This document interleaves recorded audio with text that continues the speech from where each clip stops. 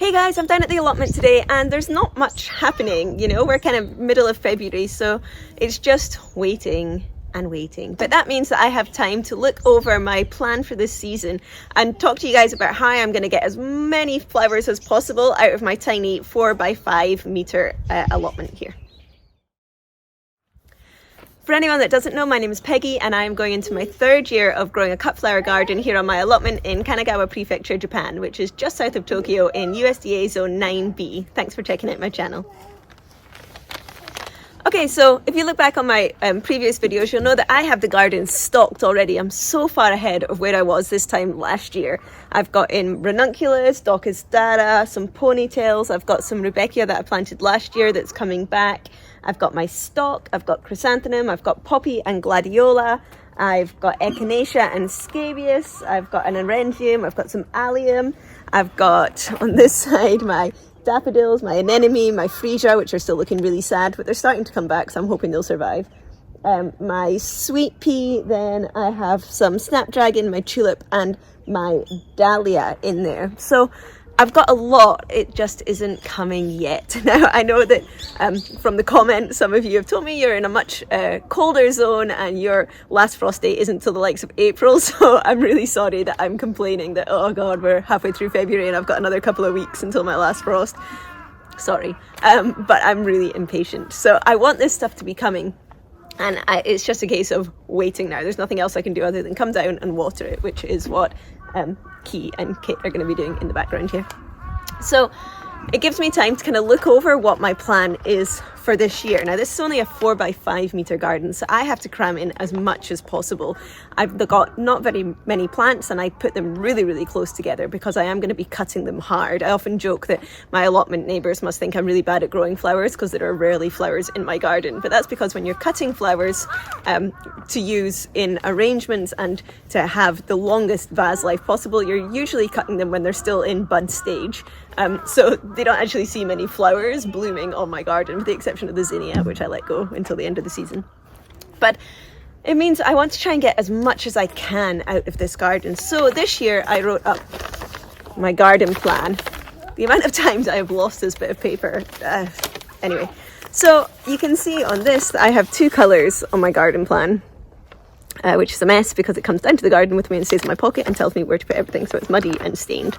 But this is basically what, in the normal pencil, I have what's in the ground now and what's coming up for spring, and then in the green is what I will be putting in after that. So for example, here where my ranunculus is, when this comes out, I was planning to put my lisianthus in here because my lisianthus is still just tiny. Where my stock is, I will be taking that out as each one comes out. I will be replacing it with lupin or achillea. My rudbeckia is getting more rudbeckia in there because that kind of has to take up the area for the whole season. But basically, I have something to replace everything that I have in here. But when you're waiting for the garden to come together, you're kind of looking through your old photos. I've been spending a lot of time looking through photos from the last two seasons to see when things came and when they finished. And I still am worried that I'm going to have a lot of gaps. Now, when I look back at those pictures from last year, I'll put some up for you. When I look back at those pictures, I can see that there are still a lot of empty gaps in the garden. Now, some of this is because some stuff didn't work. My stock last year, I'd done autumn planted stock and spring's planted stock, and the spring was too short here and it just didn't have time to get up and do anything. And so I'd left that in, but it didn't flower. My poppy I left in a lot longer than I should have because I didn't really like them. I wasn't using them. I'd grown California poppy, the jelly beans, and I didn't like it. It didn't have a good vase life. It didn't have nice colours. They weren't particularly special flowers. So I should have just taken them out, but instead I left them in and let them have a lot more of the garden than they should have. Other things didn't work. I had a lot of things that didn't germinate last year, or I didn't have as many of them. I never really got as much cosmos as I wanted. I was constantly replanting my cosmos and it just wasn't really doing much. And because I'd left that stock in, it became a little house for the beetle, which came out and ate all of my China aster that I had planted. So basically this whole third row was poppy that I should have pulled out earlier, stock that did nothing, aster that got eaten, and I was left with a 4-row garden and 1 row that basically had nothing in it. As well as that, where I currently have my snapdragon, I find it really hard to get anything to grow in that corner, and I don't know why. Now, the first year I was here, I had sunflower up this whole row and everything did really, really fine, and I'm amending the soil the same and planting things the same in every area of the garden. But for some reason, the stuff that I planted there, it might have just been what I chose to plant, but it never really did much. Last year I had some crimson clover that didn't really do anything, some statice where I got a little bit but nowhere near what I wanted, although what I did get I managed to dry and I really liked having that. Some salvia, which came up okay, but I mean, it was its first year, so it will get much bushier. It's still in there, but I found that I was maybe cutting that at the wrong time and it wasn't doing very well in the vase. So I had another kind of half row there where things came, but just not very well. So out of the whole 4 aisles, I guess, of the garden, 4 rows of the garden, 1.5 were kind of doing nothing. And I'm trying to avoid that this year by overstocking. I'm overstocking this garden. So I've gone back through all of the seeds that I had, all of the things that I've grown, and tried to decide what could I not spend money on buying new seeds, what seeds do I have that I want to try again, and maybe already my Lysianthus didn't germinate as well as I wanted them to. Now, they are actually doing okay this time. I might still have enough to fill up the area, but just in case, I want to be thinking, what else can I get? As well as that, looking back on old photos, my scabious and my echinacea came up and they were great, but they kind of had finished by about the end of July. So, you know, I kind of had from July onwards this sitting empty, not doing anything. My orangium as well, I kind of cut that back and finished with that kind of end of July as well, maybe even a little bit earlier. And I think this year I'm going to cut that sooner as well, because I found that when I dried it, it didn't hold its colour very well. And I think if I cut it a bit earlier, then it would. So again, that was kind of this half row that didn't really have much going on. Now, last year I planted my zinnia there, but I've got my zinnia in a different area this time. So it leaves me quite a lot of room where things might finish before I think they will. The other thing is my Docus dara, which I have. Can you see this? This is a biennial. So this was in all last year, and hopefully I'll get stems off it this year. Now, this is the second time that I've grown this. Technically the third. I planted the seeds the first year, nothing happened. One of those seeds then came up the second year, which I wasn't expecting. It was one of my mystery plants. And it was doing so well and it was getting really big and it had just started to put up its stems. You could see the little green pods. And then a big windstorm hit us, and Docus dara has really, really shallow roots, and it just didn't survive the storm. The roots got disturbed and the whole plant just died, and I was absolutely gutted. Because this takes up quite a lot of room. Once it gets growing, you can't really plant anything next to it. So I'd planned for that to take up quite a big spot, and then it died right before I could actually cut anything from it. It got destroyed. So again, I had a big gap there. So I'm really thinking, right, what can I get in the garden if things are failing, if things aren't doing as well as I wanted, if I'm not getting the germination, I want to get more in. So I've gone through all of my seeds and I have made another plan. Okay, so this is row 1. Right now I have my ranunculus, my Docus dara, some ponytails, my rudbeckia and my stock. So in here, when my ranunculus come out, as I said, I was planning on putting my Lysianthus in there, but because my Lysianthus hasn't germinated as well, because it fell on my head, that is a whole other video if you want to go and look at that, but I'm possibly not going to have enough to fill up the quarter of this row that I thought I would. So I still have some of my aster that got eaten by the beetle. I'm yet to see what these flowers look like. The first year I couldn't get them to germinate. The second year they got eaten by beetles. So I'm going to try them again for my third year with the seed that I have left. So I am going to start some of those at home and then try and get them in here if my Lysianthus doesn't work. And I really want to see what they look like. So if anything else fails as well, I'm planning on sticking China aster in that spot to see if I can get any of those flowers to come. Then I've got my Docus dara, and right behind that you can kind of see the little tufts of ponytails. Now again, these are ones that have been coming up year after year but not really getting much further than where they are now. Now these are biennials as well. The first year they did nothing. The second year they gave me a tuft, but didn't really move past that. But the tuft is still there, so I'm hoping that maybe this year it's actually going to come up and give me something. And if it does, like the Daucus dara, it's really big, so it's going to take up that whole area. But if it doesn't, or if I lose my Daucus again, then I want to plant in some of the Chinese forget-me-not that I grew last year. It's a smaller plant and it's much more lilac-y purple than the kind of traditional small blue Chinese forget-me-nots, and I really liked it. I really liked it. So, and I have some of those seeds left, so I'm going to get some of those started at home so that if either my Daucus or my ponytail fail, I'll have something to put in that gap. And it's kind of bad. I really like them. So if it doesn't fail, I don't know where I'm going to put those because I want them. So maybe I want these to fail. I don't know. Anyway, then I've got my Rudbeckia. My Rudbeckia is looking really good. And I've started to find little mystery seedlings around as well, which I think are small and fuzzy. So I need to look at them more and decide whether they are actually Rudbeckia seedling. And I might have a lot more of them in my garden than planned. Then, as I said, when I take out my stock, I will be replacing that with lupin and my achillea, which are both doing really well at home, so I'm not thinking they're going to fail. I think that should be okay. And that will be this row. Okay, there we're on to row 2. Now, I've already had a little bit of a disappointment here. Right at the front here, I planted allium. This is my allium. And I planted 2 types of allium. This one seems to have come up. The one next to it came up and has now died back. Now, as you can see from my very sad looking freesia, this happened to a lot of things, and it's just because we've had such weird weather. We had really, I guess, hot. Yeah, I'm going to say hot December and January, and then in February the temperatures have plummeted, so everything came up thinking it was spring and have then been killed off. Now I'm getting some green back on my freesia, and these alliums seem to be doing okay. And kind of looking around, you know, allium's a member of the onion factory, the onion family, so a lot of people here are growing onions, and I can see the same's happened to them. They had lovely big onion stems coming up, and now they're all looking a bit sad. But I'm hoping these ones are going to survive. These other ones, however, have just completely vanished. I'm not overly upset about it because they are bulbs, so I'm hoping that they'll be coming back for me next year, hopefully stronger if we don't have the same weird weather again. But they might recover. I don't know, they might recover, so I'm not giving up on them yet. But this is my allium, and then behind this is my orangium. Now, this looks small now. It gets absolutely massive.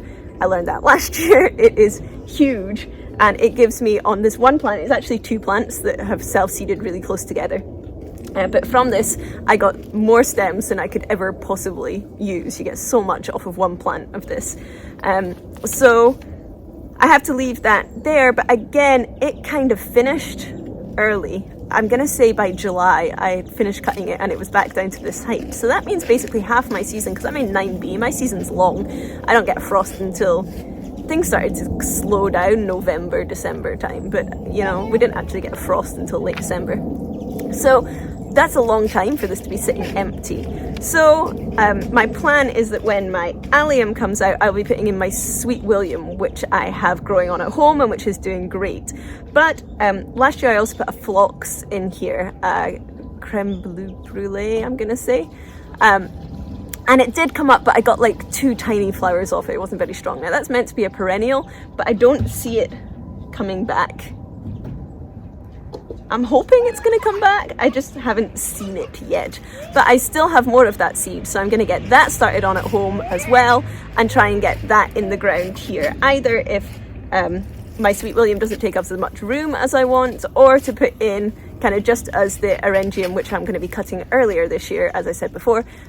So once I cut that back, I can get my phlox in the ground. Now I'm going to be starting these and potting them on, so they'll be quite big by the time I put them in, so that hopefully I will still be able to get flowers off them. After that is where I have put my orangium and, no it's not, my echinacea and my scabious, and I'm growing a few different varieties this year because I liked them so much last year. But again, the plant was still big and bushy, but the stems were kind of long and twisty and not very usable kind of by the end of July. So I think I'll just cut these back earlier than I did last year, knowing that they're not going to rally and give me a second showing. I think I'll cut these back a lot earlier this year. So again, I'll have this space, basically this whole line will be done by July. After that, I have my poppy and gladiola, which have already started to come up, and then my chrysanthemum. Yeah, my chrysanthemum. So I am planning that when these guys go, I'm going to be planting my amaranth. Now, I didn't plant amaranth last year. I did. I planted 2 little seeds and they didn't really do anything because there wasn't the room for them. The year before that, I had planted amaranth and I didn't get my allotment until June. So I think I'd started my amaranth around May, and then I put it into the ground kind of mid-June once I was in here. And it did really, really well. And I loved it. I thought it was such a nice texture. It was really weird. I like weird things, so it was really weird. I was using it by itself around Halloween because it had such a dark kind of crimson colour. It was beautiful. And I've really missed having it in my garden last year, also for drying. So I'm going to put that back in the garden this year. So when the scabious and the echinacea have finished and I can cut them back, I'll then be replanting this with amaranth. Is my plan, because I miss it. And then where I've got my poppy and my gladiola are coming up already quite big and strong. So I'm planning on putting my straw flower in there. Now you can plant straw flower a lot earlier and have it earlier in the season, but this year I planted it quite late on, and it came right through to December with me, and I really liked having it for that end of season to kind of match with whatever was left. So I'm happy to have that later in the season.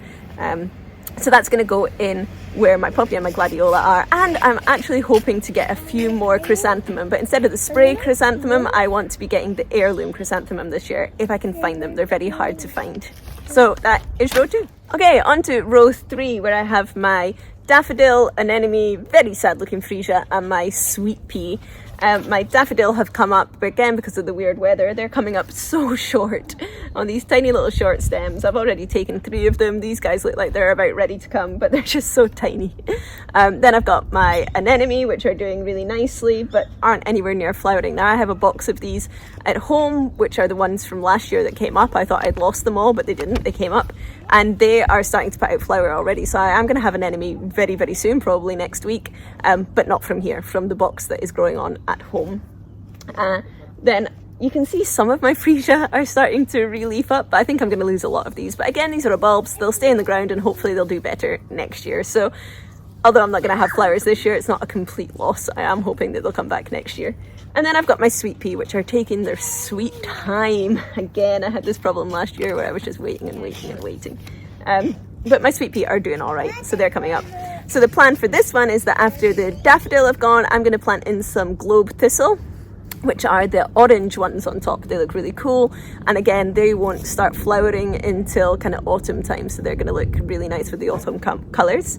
After my anemone have gone, I will put in my geum, and I actually think I'm going to start putting them in pretty soon because they are kind of a late spring flower. So although they're growing on well at home, I kind of want to get them in pretty soon, which is why my anemone should be one of the first things that flower. So I was hoping that they'd come up soon. I'm just thinking now maybe I need to switch that and actually put my my geum in here, and my globe thistle there, because these are going to be finished a lot sooner than I expected them to be. That might change. But anyway, in this area, there will be globe thistle and there will be geum. When my freesia are done, this is where I'm planning to put my cosmos. Now, it gets really, really hot here. I have found over the last 2 seasons that the first kind of 3 weeks of my cosmos are very pretty, and then after that, it gets fried. It can't handle the heat here. So I've just had to admit that in my climate, cosmos doesn't do very well. And this is really annoying because I see it growing around this area quite well, and they kind of have it in the side of the road displays and stuff, and it's beautiful and swaying around. But I've also started to notice that that's in more shady spots, so I think it really needs the shade to do well here. So I might actually try putting shade cloth over it this year and seeing if that helps it a little bit, but I'm not putting too much. I'm not hoping for much, basically, with my cosmos. If it comes up, that's great, but I'm not expecting it to be great, and I'm not expecting it to last very long. Then where my sweet pea are is going to be my zinnia. My zinnia do great, so I want to have lots of them in the garden. I haven't actually ordered my seed yet, so I don't know what kind of zinnia I will be growing this year, but that will be going where my sweet pea is. And then I'm thinking right at the end where I had my chrysanthemum did I? No, I had my straw flower last year. I will be putting in some statice there. I have some peach statice that I want to grow that I really think looks pretty. So I'm going to be putting in just a little bit of statice at the bottom of that row as well. And so finally we are on to row 4, the last row, which has obviously had a cat walking through it. This is where I currently have my tulip, which are just starting to come out. You can see them poking their heads out, and my dahlia. So this is basically set. Once the tulips are gone, the dahlia are going to start coming up, and that's them for the season. So I can't have anything else in this area. I am growing some, what else have I got? Snapdragon from there as well. Now, again, my snapdragon came up really quite early last year, and I'd got the best of the cuts. Yeah, I'm going to say the best of the cuts by about mid-July. But they can do better, and because I've got them in a different area this year, I'm hoping that I might get them to give me a second flush, or a stronger second flush than they gave me last year. But I'm not sure. Now, there's still a salvia in there, and there's still a little bit of crimson clover from last year, so that's kind of taking up some space already in there. But my plan is that when my snapdragon have completely gone, I'm going to put in some marigold. Now, they don't need to be going in here or really seeded until May, June. So then going in here as quite established plants, I'm thinking the end of July, and they will then flower for me in the autumn. That's going to be one of my autumn ones. So I should have some African marigold to go with my dahlia and my straw flower and my globe thistle for autumn is what I'm thinking. But I also have some bergamot that I'm growing for the first time, and I'm really excited about that. I saw it in a local community garden here, and it was amazing, but it was also huge, so I'm not really sure how big it's going to get. But I have that growing on at home, which is going to go kind of at the end of the dahlia row. So my tulips actually go further than my dahlia do. So where those tulips are at the end, I'll be planting my bergamot. And I have got, I don't even know what they're called, they're like little green hairy balls. I've got them down here as hairy balls, which maybe isn't the best name to give a flower. Green hairy balls are going in there. And again, they are a kind of interesting foliage to be using in my autumn bouquets. It's just like a bit of interest. They won't be a focal flower, but they're kind of something weird and interesting, which is what I like. So they're going to go in there. But that is a lot to try and get in a tiny little garden.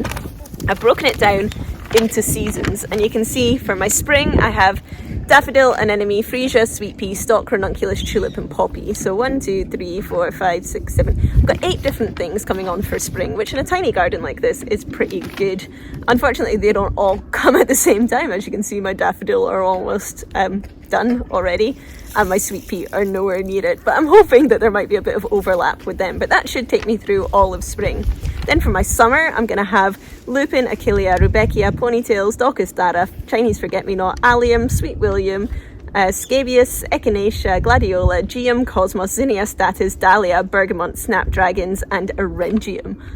That's a lot. If I can get all of these going and get them going well, I will be really, really impressed. That's 1, 2, 3, 4, 5, 6, 7, 8, 9, 10, 11, 12, 13, 14, 15, 16, 17, 18, 19 different types of plants in a 4 by 5 meter spot. I'll be pretty happy if I can get that going and get it going well and get really nice flowers this year. And then for my autumn, I have Lisianthus, China Aster, Strawflower, Chrysanthemum, Amaranth, Globe Thistle, my Zinnia will still be going, my Dahlia will still be going, my Green Hairy Balls, and my African Marigold. 1, 2, 3, 4, 5, 6, 7, 8, 9, 10. So another 10 varieties for autumn. As well as that, in home, I've got that weird little side garden that I've spoken about before, where I have started to realise that the only thing basically I can grow is herbs. So in there I have some chavril, some sage, some borage, some dill, and I've got a really nice dark opal basil, the kind of purple opal basil, which I'm growing for the first time. I also have rosemary and a whole load of mints in there as well. So that's a big patch of my foliage that I have growing in herbs. But again, that area is about 50 centimeters by 1.5 meters. You know, I'm getting a lot out of there. But I'm hoping that that means that I will have a really well-stocked garden this year. I might be giving plants away to anyone that'll take them if all of this actually works and I don't have room to stock them. But I have learned from my last 2 years that I need more plants than I think. More things are going to die, more things are going to fail, more things aren't going to last as long as I think they're going to last, and I will end up with big gaps in my garden. And when it's such a small garden, it just makes you, it breaks your heart. You want to be using it as best as you can. So that is my goal for this year, is to try and keep this garden stocked so that I have no blank spaces. I won't be doing blank spaces again. Yeah. So if you're working on a tiny garden, let me know what's working well for you. Let me know when you plan to change things around, and how are you going through your planning process. Do you think I've got too much going in here? Probably, I always do. But yeah, if you have any tips for me on how to get as much as I can out of my tiny garden, please let me know. This is a learning experience, and I would love to hear if you guys have any experience with that. Yeah. But that is all from me for this week. If you want to follow along and see if I have planted too much in this garden or how much failure I get, then please hit the subscribe button below and follow along for the season. If you want to see what I do with my cut flowers, and you can look back on everything I've done for the last 2 seasons, you can check out my Instagram, which is From the Witch's Garden, and there is a link to that below. And I will see you guys next week, where I will still be waiting. Bye.